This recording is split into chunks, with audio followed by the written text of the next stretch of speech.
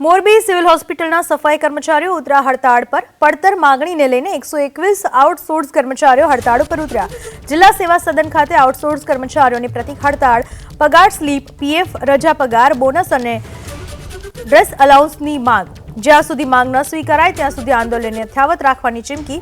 Outsource કર્મચારીઓના આંદોલનને શહેર કોંગ્રેસે ટેકો જાહેર કર્યો।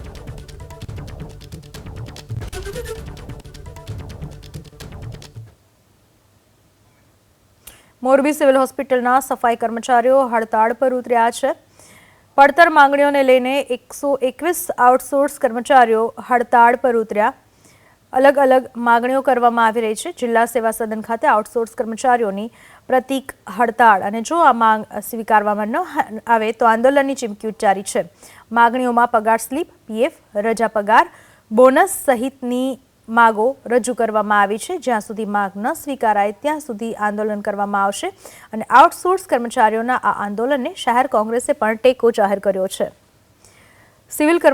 સિવિલ હોસ્પિટલના સફાઈ કર્મચારીઓ હડતાળ પર ઉતરતા દર્દીઓને પણ હાલાકી।